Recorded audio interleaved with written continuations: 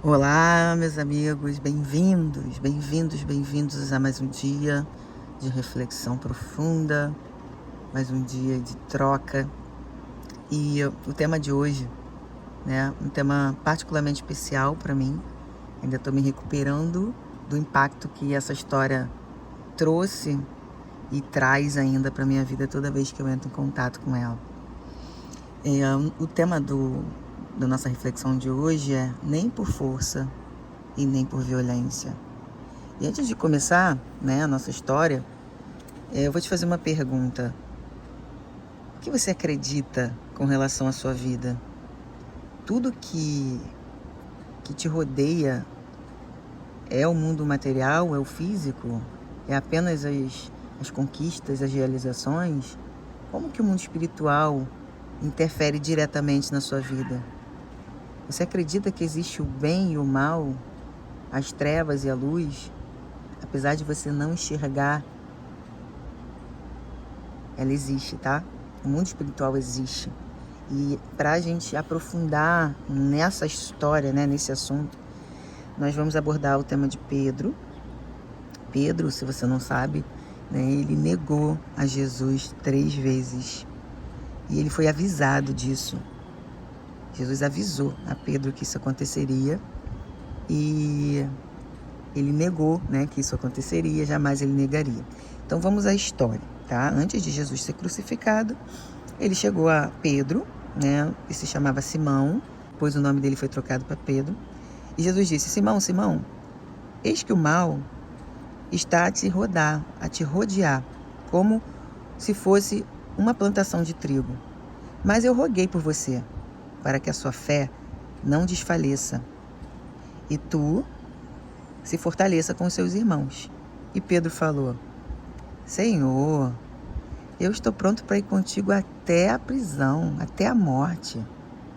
Mas Jesus disse: Pedro, antes que o galo cante, você me negará 3 vezes. Então, né, Pedro não se conformou com essa história e falou: Jesus, não é possível que você está me dizendo uma coisa dessa. E Jesus, né, foi levado para a prisão, foi levado para passar por todo o seu processo de dor, seu propósito de vida. E Pedro começou a acompanhar toda a trajetória da prisão, olhando de longe, vendo a agressão daqueles soldados. E ele, depois que viu que Jesus tinha realmente sido preso, que estava acontecendo muita violência, mortes e confusão, Pedro ficou de longe acompanhando tudo, e ele viu o nível, né, de problema ali, da situação, o nível do conflito que estava acontecendo, e começou a olhar de longe. E teve uma hora que ele parou em um pátio e uma mulher o reconheceu, falou: Ei, você não é um amigo do Galileu? Você é um deles? Aí ele: Não, senhora, não. Mulher, você tá louca, eu não sou. E mais um pouquinho andando para frente, né, Pedro continuou meio desconfiado, com medo, viu que poderia sobrar para ele, e mais um homem o abordou, falando: Ei, tu também é um deles. E Pedro falou: Homem, não seja louco, eu não sou. E passado mais uma hora, né, ali, outra pessoa também o reconheceu.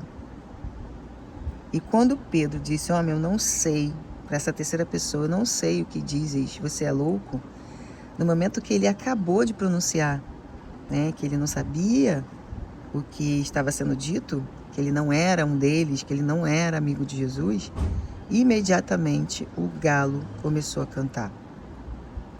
E Pedro, ele se lembrou das palavras de Jesus, o que ele havia dito: Pedro, antes que o galo cante, hoje ainda você me negará 3 vezes.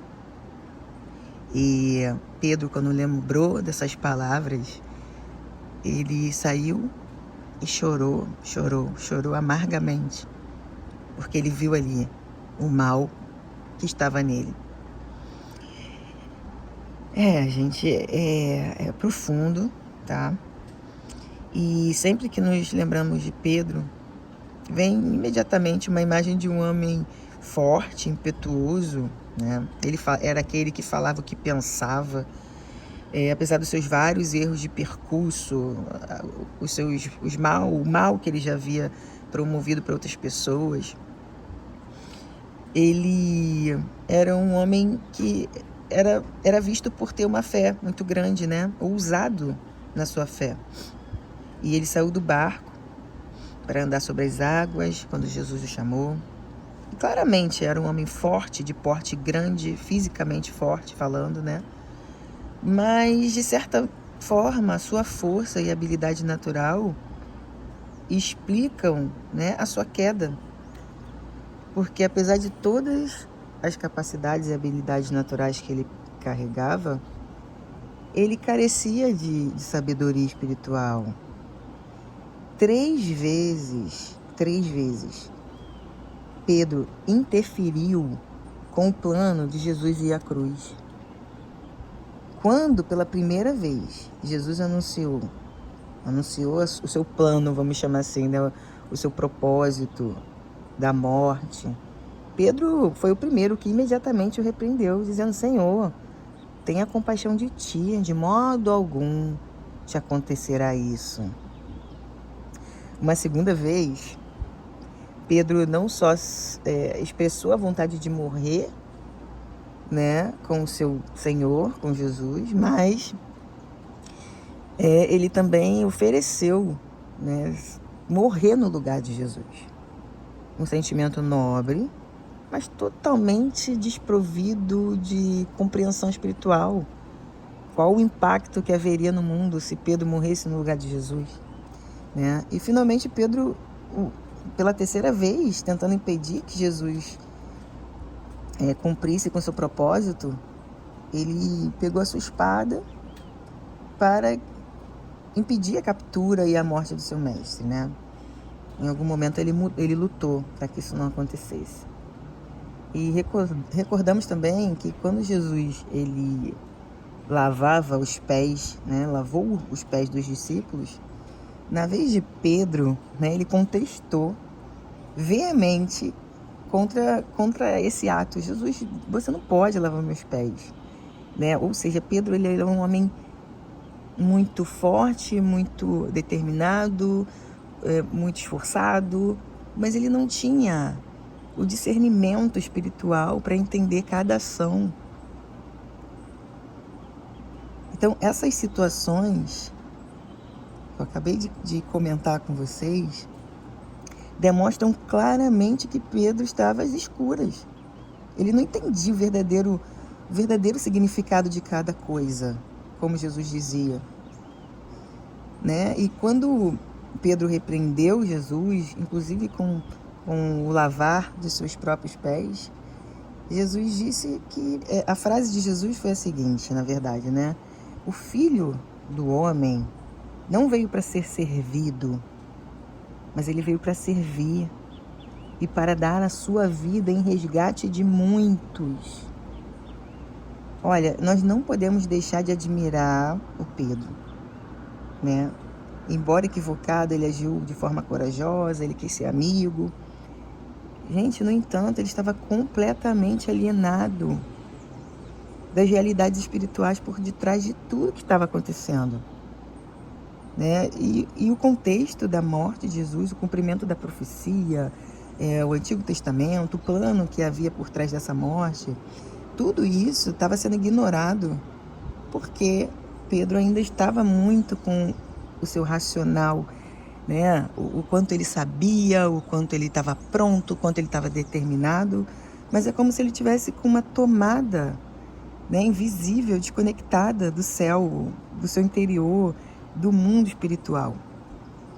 E ele acabava não compreendendo o verdadeiro significado, sabe, da redenção, de tudo que estava para acontecer na humanidade após a morte de Cristo, né? Então, se Jesus realmente quisesse, ele poderia ter escapado da morte. Ele podia chamar os anjos, ele poderia usar o seu próprio poder, mas isso não era o seu propósito. Esse não era o seu propósito. Então Jesus deixou claro, gente, olha só quanto aprendizado. O Pedro, por mais que ele fosse amigo de Jesus, ele o negou sim. Quantas vezes alguém faz promessas para nós e diz que vai fazer e aquela pessoa, no momento de dificuldade, ela não consegue cumprir. Ela tem medo, ela põe o pé atrás. Humanamente falando, nós precisamos entender que o mal assola o coração de todas as pessoas. Então, o exemplo que Jesus deu para a gente vencer, para a gente ir além dos nossos olhos, ir além das nossas certezas, dos nossos conflitos, né? A primeira coisa que ele nos mostrou é como que nós podemos nos conectar. Porque antes de Jesus ser levado para a crucificação, ele passou um tempo no Monte das Oliveiras, né? Fazendo o quê? Pedindo, orando. Pediu que se pudesse, ele pediu que esse cálice pudesse ser afastado dele, né? Que seria maravilhoso, mas que não fosse feita a sua própria vontade, mas a vontade maior de Deus, a vontade divina, tá? Então aparecia, naquele momento da oração dele, daquela conexão, aparecia um conforto espiritual. O anjo vinha e confortava, e a sua agonia era grande, ele sabia o que estava por vir. O que as pessoas não entendem é que sim, ele sentia a agonia e ele aumentava o seu nível de conexão com a sua oração. Ele orava mais e o seu suor, né, se tornaram gotas de sangue que corriam até o chão, e ele orava. E ele olhava os discípulos dele que foram lá para orar com ele, estava todo mundo dormindo. E Jesus tristemente falava: ei, acorda, vamos nos conectar. Por que você está dormindo? Levanta, ora para que você não entre em tentação. E novamente os discípulos voltavam lá a dormir.